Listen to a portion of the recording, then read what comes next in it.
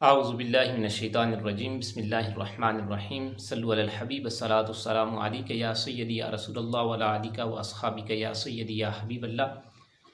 معزز سامعین و ناظرین، السلام علیکم ورحمۃ اللہ وبرکاتہ۔ معزز سامعین، آج انتہائی اہم موضوع پہ چند گزارشات پیش کرنی ہیں۔ جیسا کہ آپ سب جانتے ہیں کہ پچھلے دنوں انڈیا کی حکمران جماعت کی ترجمان خاتون نے حضور علیہ الصلوۃ والسلام کے بارے میں ایسی نازیبہ گفتگو کی، ایسے کلمات کہے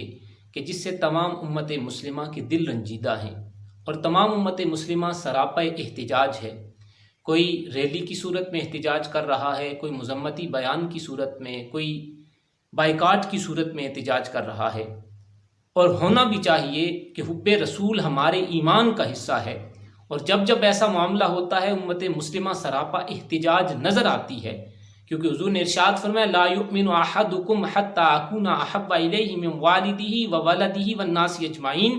کہ تم میں سے کوئی بھی اس وقت تک کامل مومن نہیں ہو سکتا جب تک کہ میں اسے اس کے ماں باپ سے، اس کی اولاد سے، حتیٰ کہ تمام لوگوں سے بڑھ کے محبوب نہ ہو جاؤں۔ لیکن احباب ذی وقار، توجہ اس بات کی طرف دلانا چاہتا ہوں کہ امت مسلمہ کے اتنے کثیر تعداد میں ہونے کے باوجود، 56-57 اسلامی ممالک ہونے کے باوجود، یہ حملے بار بار کیوں ہو رہے ہیں؟ کبھی فرانس، کبھی ڈنمارک اور کبھی انڈیا، کیوں مختلف ممالک سے حضور علیہ الصلوۃ والسلام کے بارے میں ایسی باتیں امت مسلمہ کے اتنے کثیر تعداد میں ہونے کے باوجود کی جا رہی ہیں؟ تو احباب ذی وقار، اس کی یہی وجہ ہے کہ امت مسلمہ وہ سبق جو رسول اللہ صلی اللہ علیہ وسلم نے امت کو پڑھایا تھا وہ بھول چکی ہے۔ حضور نے ارشاد فرمایا تھا المسلم اخو المسلم، مسلمان مسلمان کا بھائی ہے۔ آج امت مسلمہ اپنے ممالک کی حدوں میں بند ہو کے ایک دوسرے کے خلاف لڑ رہی ہے، اور امت مسلمہ ان کی گود میں بیٹھی ہوئی ہے کہ جن کے بارے میں فرمایا گیا ہے کہ یہود و نصارہ تمہارے دوست نہیں ہو سکتے ہیں۔ امت مسلمہ کی شان یہ ہے کہ اشداء علی الکفار رحماء بینہم، کہ حضور کے جو ساتھی ہیں وہ کافروں کے مقابلے میں بڑے سخت ہیں، آپس میں بڑے نرم خو ہوتے ہیں۔ اور آج ہم کیا کرتے ہیں؟ اللہ اکبر کا نعرہ لگا کے مسلمان کا گلا کاٹ رہا ہے۔ تو یہ ان چیزوں کی امید پھر بنتی ہے اور یہ چیزیں پھر ہوں گی۔ احباب ذی وقار، اس کا ایک ہی حل ہے کہ امت مسلمہ متحد ہو جائے۔ یہ جو OIC بنائی گئی ہے، اس کا اجلاس ہو اور یہ لوگ فیصلہ کر لیں، حکمران فیصلہ کر لیں کہ اگر کسی بھی ملک میں کسی شخص نے حضور علیہ الصلوۃ والسلام کے خلاف کوئی بات کہنے کی جسارت کی، یا اسلام کے خلاف کوئی بات کہنے کی جسارت کی، اور اس شخص کو سزا نہ دی گئی یا اس ملک نے اس کی سربراہی کی، سرپرستی کی، تو پھر تمام مسلمان ممالک اس ملک کے ساتھ سفارتی بھی اور معاشی بھی بائیکاٹ کریں گے۔ نہ اس کے ساتھ کوئی سفارتی تعلق رکھا جائے گا، نہ لین دین کا تعلق رکھا جائے گا۔ اب یہ نہیں ہوگا ہم معاشی طور پہ بڑے کمزور ہیں، اگر متحد ہو جائیں 56-57 اسلامی ملک تو انہیں کسی اور کی ضرورت پیش نہ آئے۔ اصل مسئلہ مسلمان ممالک کے حکمرانوں کا اپنے مفادات کے پیچھے لگے ہوئے ہونا ہے، اور وہ آپس میں اتحاد اور تعاون کی فضا کو بڑھانا نہیں چاہتے ہیں۔ اور پھر مسلمان ایک کہتے پھرتے ہیں فلاں ملک کے لوگ اچھے نہیں ہیں، فلاں مسلمان ملک کے لوگ اچھے نہیں ہیں۔ احباب ذی وقار، مسلمان بحیثیت مسلمان اگر حضور علیہ الصلوۃ والسلام کی تعلیمات کے مطابق چلے گا تو پھر کسی کی جرت نہیں ہے کہ مسلمانوں کے سامنے کھڑا ہو سکے، اور پھر کسی کی یہ جرت نہ بنے کہ وہ مسلمانوں کے نبی آخر الزمان، نبی رحمت صلی اللہ علیہ وسلم کی توہین آمیز آپ کے بارے میں گفتگو کرے۔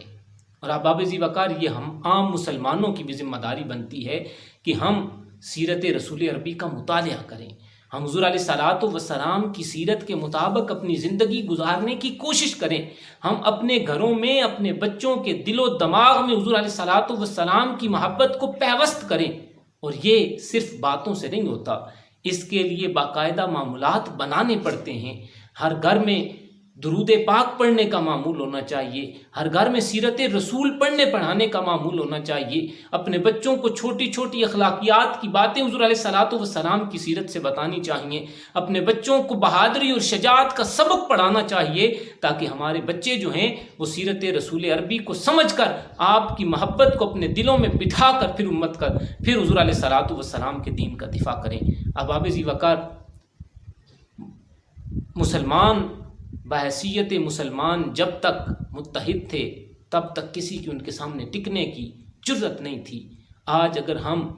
کبھی اپنے معاشی حالات کا، کبھی ہم سفارتی طور پہ اکیلے رہ جانے کا رونا روتے ہیں، تو اس کی وجہ ہمارے ان حکمرانوں کی بے حسی ہے کہ جو اپنے مفادات کی خاطر کبھی امریکہ، کبھی انڈیا، کبھی چائنا، کبھی کسی ملک کی گود میں بیٹھتے ہیں، لیکن آپس میں مسلمانوں کے اتحاد اور تعاون کی کوشش نہیں کرتے ہیں۔ اور احباب ذی وقار، یہ محبت رسول ہمارے ایمان کا حصہ ہے، اور ہم اگر دفاع نہیں کریں گے تو پھر بھی آقا علیہ الصلوۃ والسلام کا نام مٹنے والا نہیں ہے، کہ فرمایا ورفعنا لک ذکرک، اللہ فرماتے ہیں محبوب ہم نے آپ کے لیے آپ کے نام کو بلند کر دیا ہے، اور فرمایا کتنا بلند، اذا ذکرت ذکرت معی، محبوب جہاں جہاں مجھ رب کو پکارا جائے گا نا، ساتھ تیرا نام ضرور لیا جائے گا۔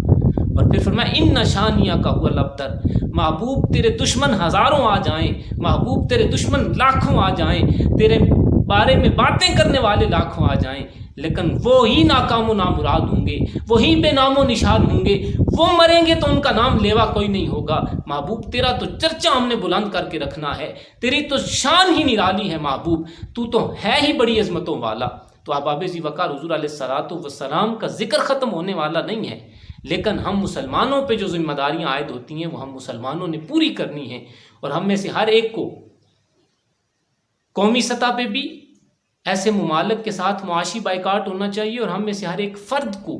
ایسے ممالک کی مصنوعات خریدنے سے گریز کرنا چاہیے کہ جو ممالک حضور علیہ الصلوۃ والسلام کی گستاخی میں ملوث ہیں، جو اسلام کے بارے میں غلط باتیں کرتے ہیں۔ اللہ کی بارگاہ میں دعا ہے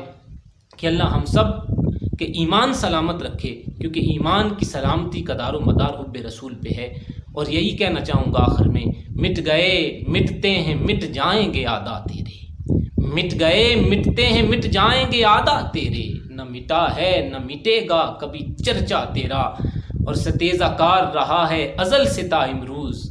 چراغ مصطفی سے شرار بولہبی۔ السلام علیکم ورحمۃ اللہ وبرکاتہ۔